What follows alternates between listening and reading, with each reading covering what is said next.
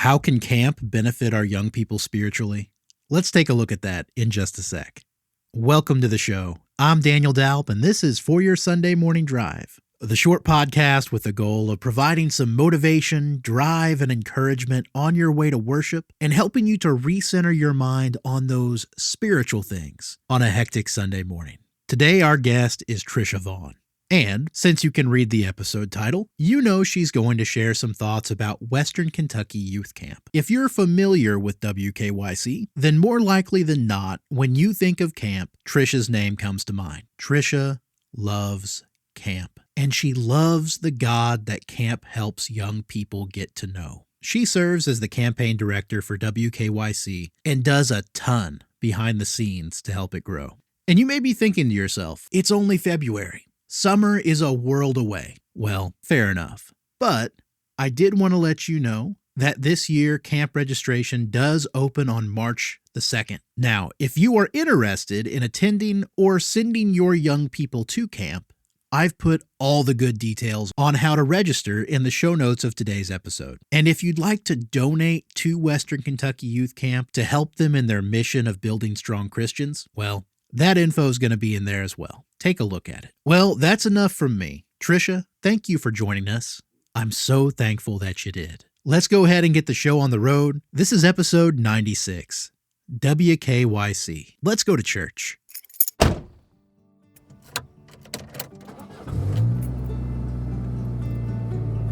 Are we there yet?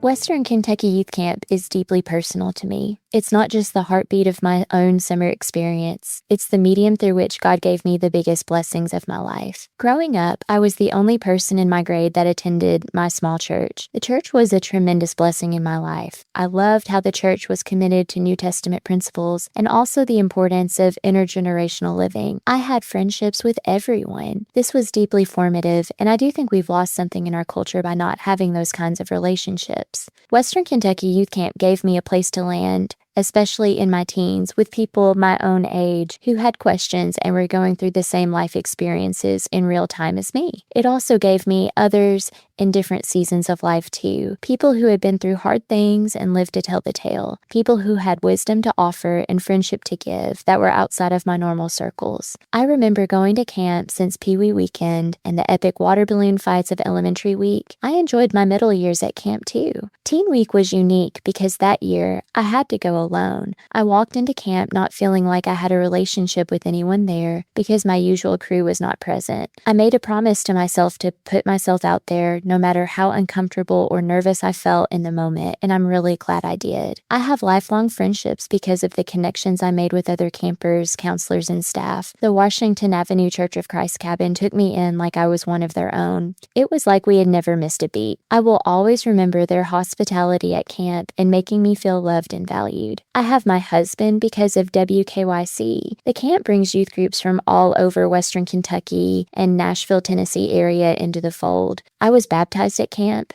My parents were caretakers there for nearly 6 years. My sister Nancy and I joke that we could be poster children of WKYC because we owe it so much. These days, I'm on the other side of things at camp. I'm often behind the scenes, helping the board execute on day-to-day functions and working to improve operational excellence, capacity, and communication with families, donors, and the campers themselves. Like many camps, WKYC was founded in the early 1960s, 1963 to be exact. What started from humble beginnings with around 250 kids in attendance over one summer has grown into an organization impacting more than 1,300 kids from nearly 20 states. So why camping and why Christian camping? I think the book by Jonathan Haidt, The Anxious Generation, offers a lot of the answers we're looking for. Haidt's research shows there was something he coined the Great Rewiring. So around 2010 to 2015, there was a major shift in childhood development. We had moved from a play-based childhood, so think unsupervised play outside, riding your bikes until the streetlights came on at night, and real-world social interactions,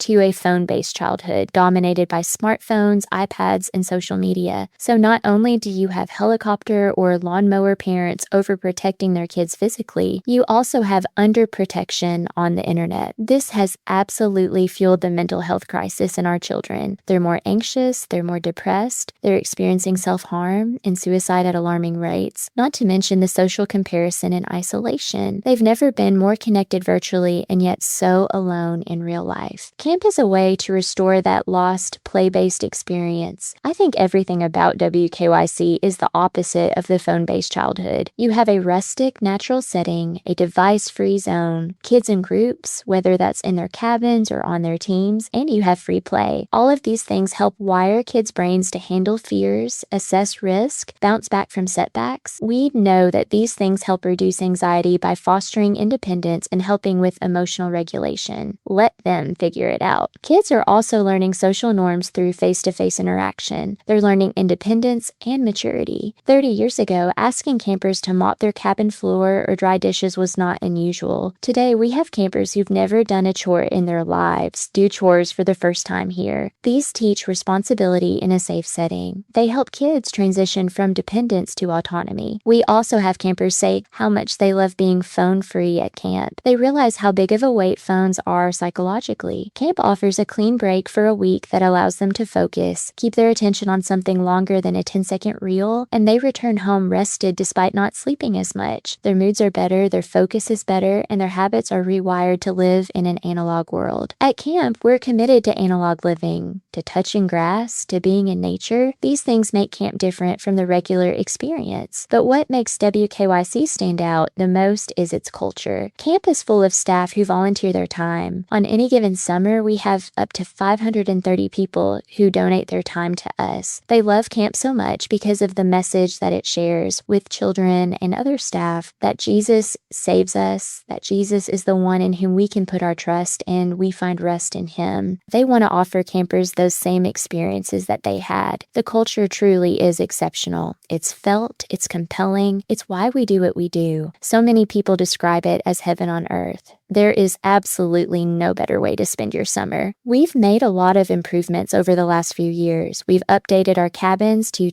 temperature-controlled cabins with bathrooms. They feel like a luxury compared to the original cabins of the 60s. We're also building a new apartment-style complex that offers rooms sleeping up to 4 to 6 people. They give families with babies the ability to have privacy. It also helps our ministry for kids with special needs. If the caregiver is a father and he wants his daughter to attend Wonderfully Made Weekend and he needs to be present with her, they can have their own space. Previously, that would have been not possible. We're only about $150,000 away from our $800,000 goal for that project. You can donate today at WKYC.org. Trisha shared some fantastic thoughts about a great place for our young people to spend the summer. Now it's time to hear yours. Our discussion questions for this week are: what opportunities can we create to help introduce our young people to Jesus? What are some experiences that you cherish, at camp or not, from your childhood that have contributed to your faith today? And what things can we prioritize or deprioritize in order to ensure our children have the chance to develop spiritually? Hey, thanks for listening. Be sure to share this with a friend if you can.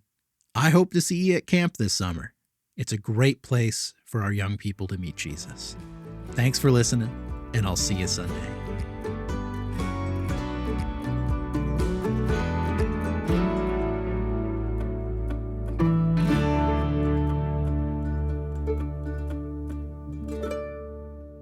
We're here.